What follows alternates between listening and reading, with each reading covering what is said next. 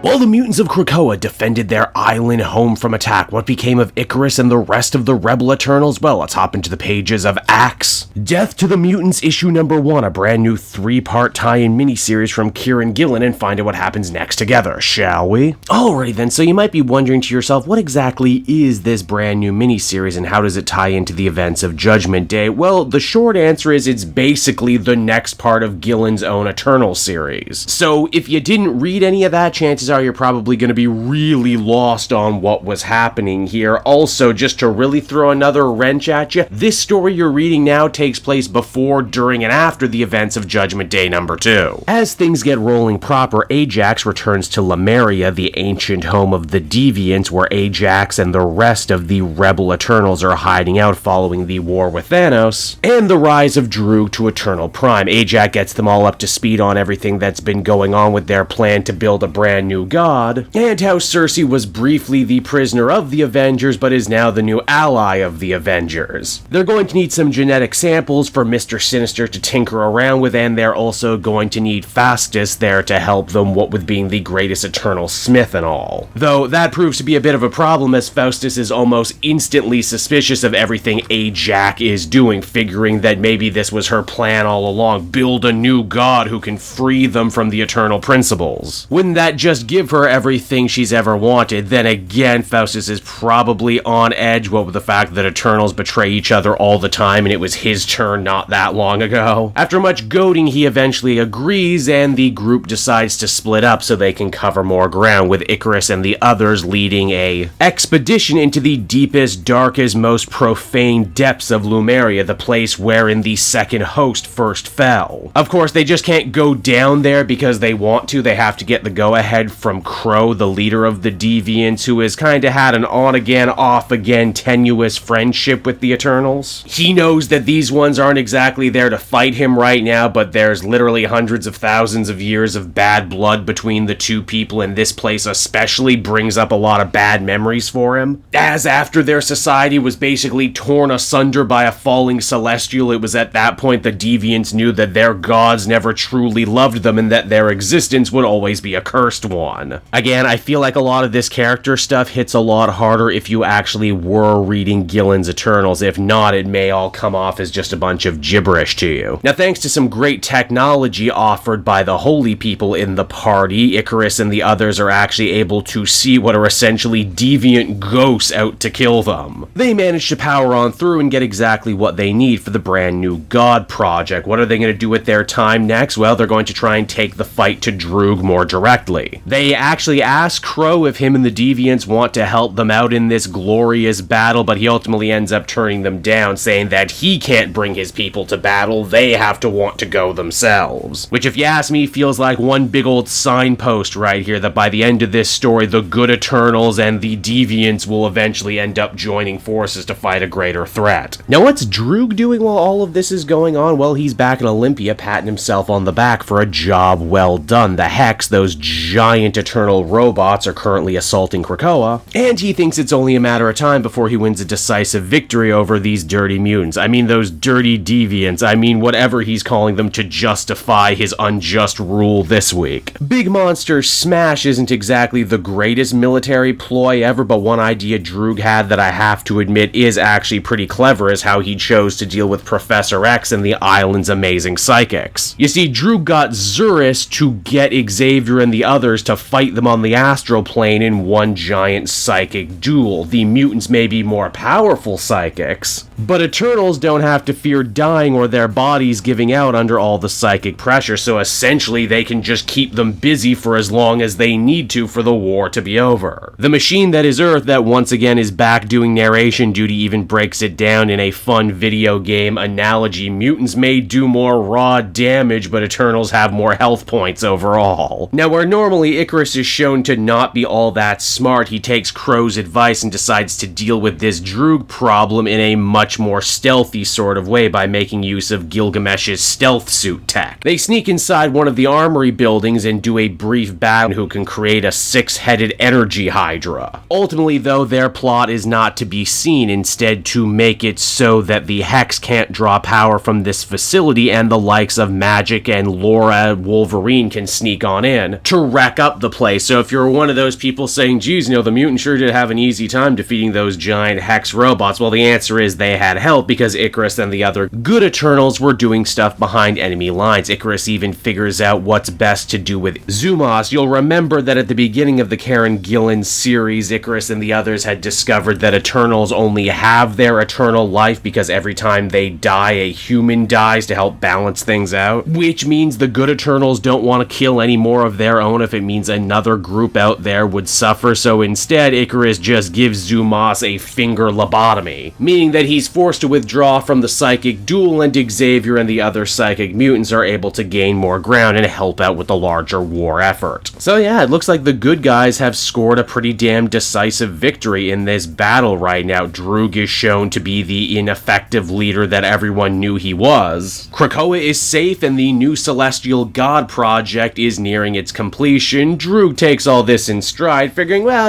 we're Eternals, we're immortal, we'll just hit the whole war thing again tomorrow. That is, of course, unless something new and horrible happens, like when the new Celestial God comes online, it decides that it is going to judge the entire planet Earth, human, mutant, and Eternal equally, and that starting now they all have 24 hours to justify their existence to this cosmic god lest they all be destroyed. So yeah, looks like in his attempt to hold on to the prime leadership spot of the Eternals, Droog may very well have inadvertently ended up dooming basically everyone. The only card up his sleeve he still have is Uranus, but talking to him literally is making a devil's deal every time he did it, so it's only a matter of who's gonna kill who first as the comic comes to a close. And so that was Axe Death to the Mutants issue number 1, and overall I thought it was pretty cool. Again, I read all of Kieran Gillen's Eternal run pretty early before this event started, so it's nice and fresh in my head. We certainly see some characterization march on and some storylines that were started in that book picked up here. Beyond that, as far as being a tie into Judgment Day goes, I don't know if you necessarily learn anything here that's going to end up being all that important in the much bigger mainline story, but if you wondered what was going on with Icarus and the other good Inhumans, well, this issue ends up answering it for you. Likewise, if you thought the main Judgment Day story was much too X-Men heavy, it's interesting that this book that's called Death to the Mutants is actually the Eternal-centric part of the story. How about that? I would really love to see Kieran Gillen's notes because he's writing the main Judgment Day storyline as well as like 18 other tie-ins. I'm sure he has stringboard on top of stringboards. Overall, I think I'd feel comfortable giving this one a 7 out of 10. It's pretty good, doesn't blow my mind, not sure if it's really necessary to understanding the bigger story, but you're not gonna hate it either. Hey there everyone, Kate Joel again, and I just want to thank you so much for watching to the end of the video. It means a lot to me. And hey,